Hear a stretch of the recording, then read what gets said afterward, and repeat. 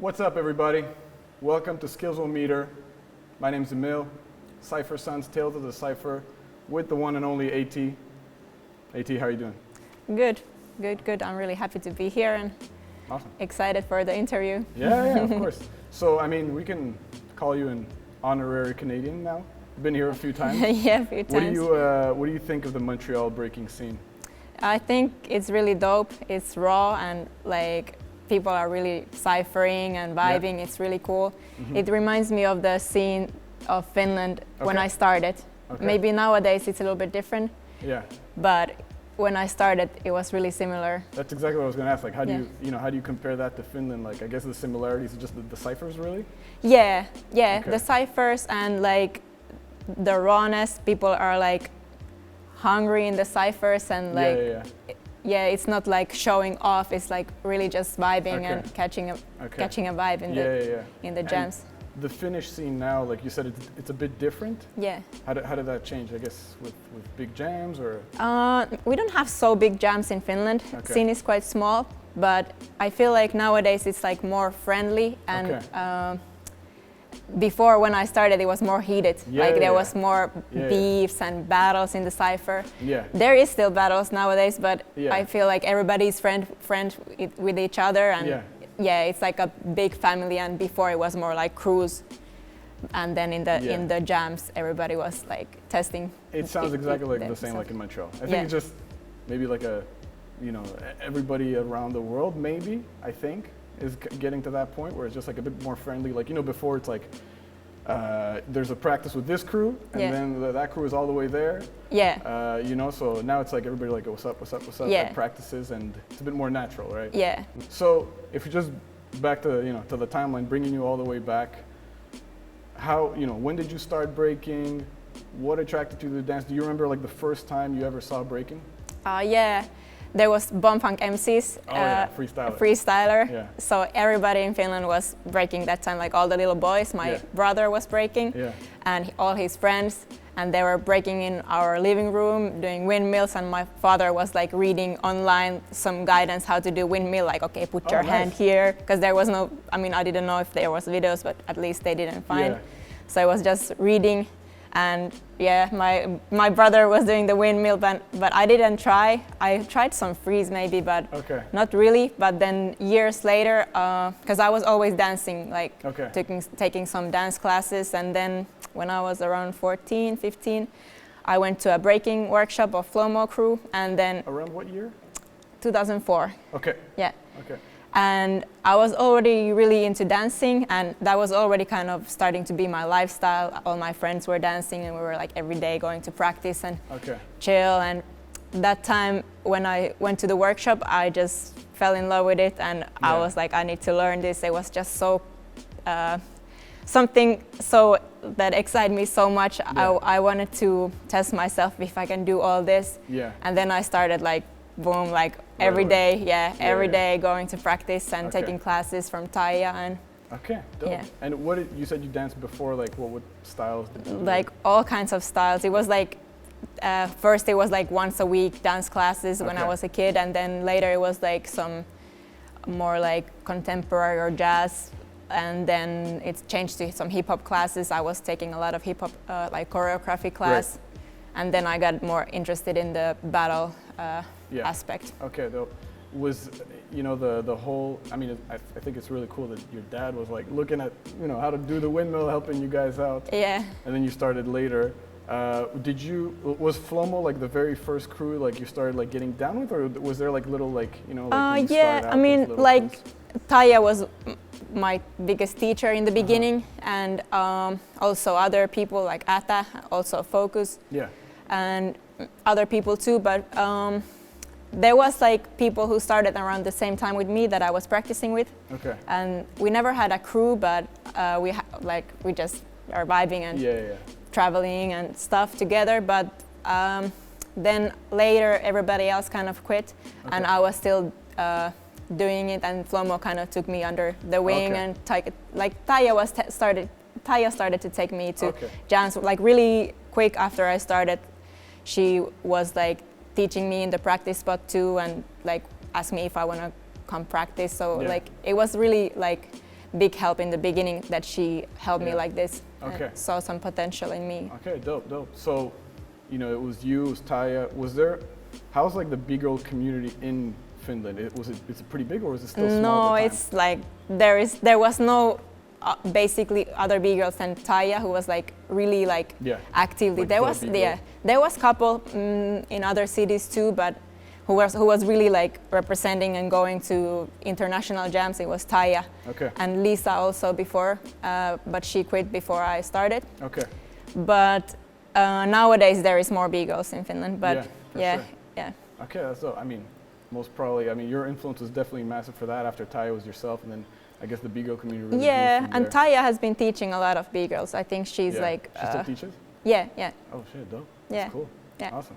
So with that being said, do you remember like what was the sort of like the secret not the secret formula, but what clicked? Because you know, sometimes you see in a B-boy and a B-girl like they're doing okay, and then at one point they just snap and they do really well. They understood something in their breaking.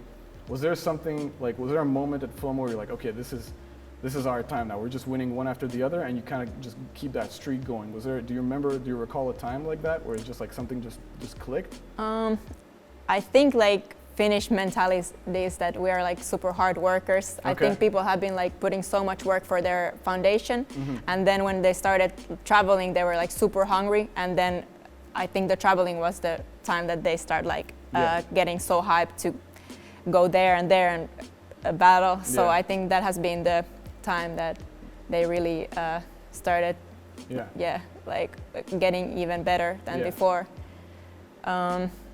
I don't know if there is any magic trick for that, but I think it's just hard work and passion. And for sure.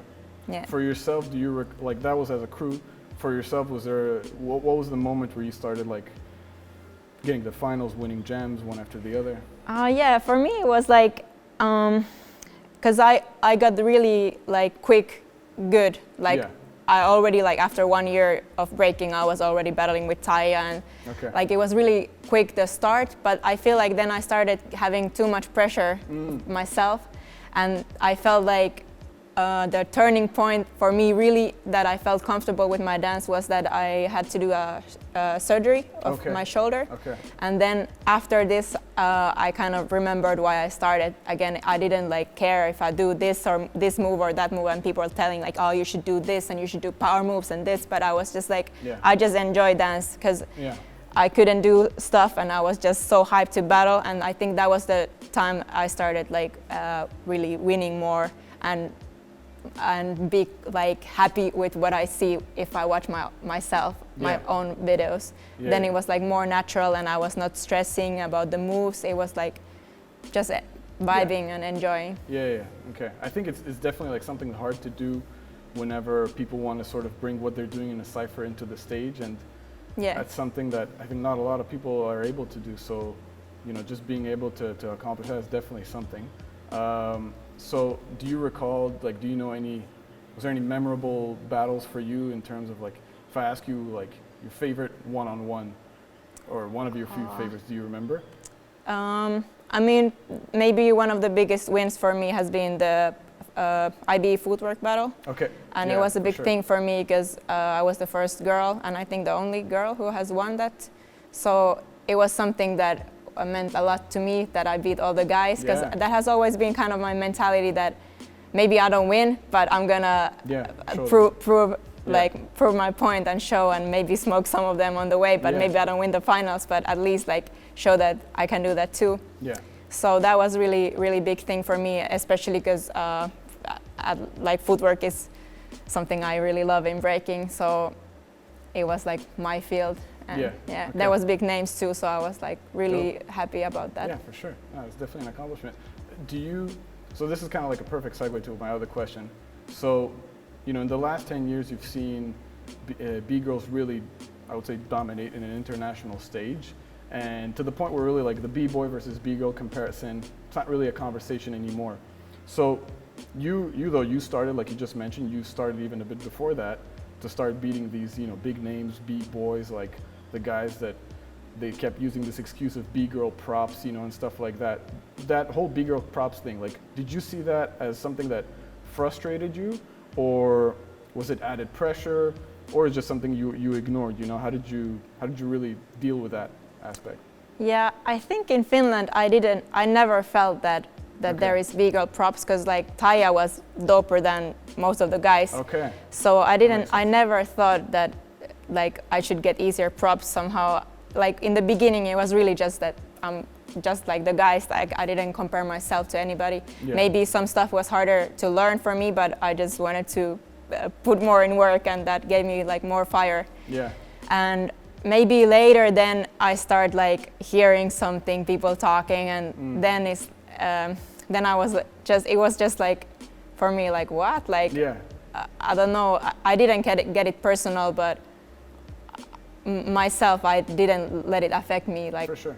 Yeah, I don't remember a time that I've been like feeling that I get B-girl props just because I'm a B-girl. Yeah. I don't know, I kind of felt like confident that Dope. I just get the props because I dance. Yeah, because you do well, for sure. Yeah. So, you know, we know you've judged all over the world. You're judging this year's Skillz O'Meter, but you didn't judge the prelims. I know they had a different set of judges. What do you think of judging virtually? It's different, Yeah. because you don't feel it the same way as you'd see dance live. Yeah. So it's very different, and maybe then I would say that some styles are not visible in the same way from online, but it's dope that it's still happening, because of the situation. It's dope that there is still battles online and stuff online. So I can't complain, but of course it's different. And when I was judging like the first events after a long time, really live, I was just like, oh, this is what I missed. Like I feel something. I just look at the dancers and their smiles and the energy. I'm like, like when I watch online, I'm maybe just like still, but when I'm watching, I'm like dancing with them or in the vibe with them. For sure. Do you think like some B-boys or B-girls are not better, but they have a certain advantage doing it on a video rather than face to face? Yeah, for sure. People who have like very difficult stuff, they can do it again and again if it's not live.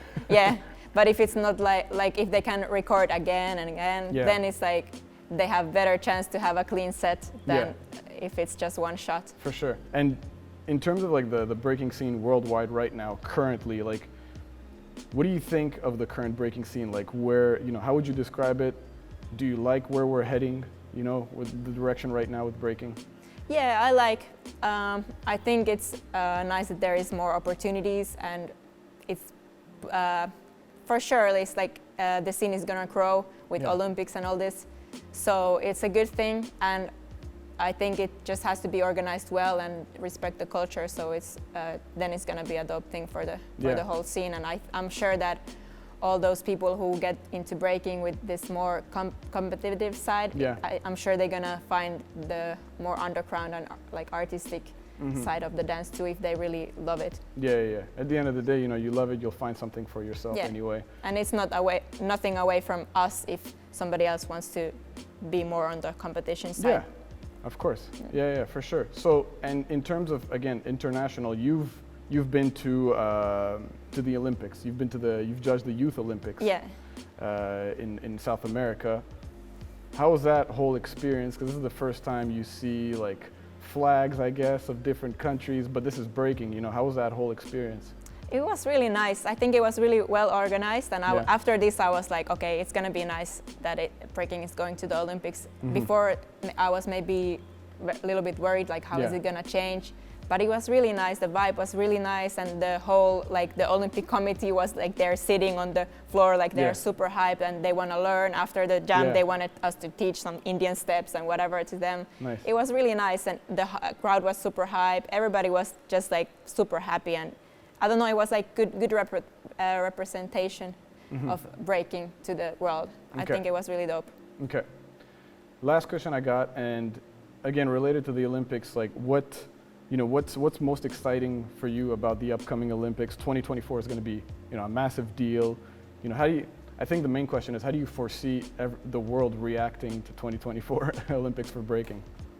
I think the world is gonna love it. They don't maybe know exactly what we're doing. They just think it's just flips and spinning on our heads. And I think it's gonna be like, oh wow, that's a whole culture. Like they're gonna realize like how deep this is, and see the passion and all this. I think is gonna be really nice. Dope, awesome. Well, AT, thank you so much for your time. Really appreciate it. Thank you.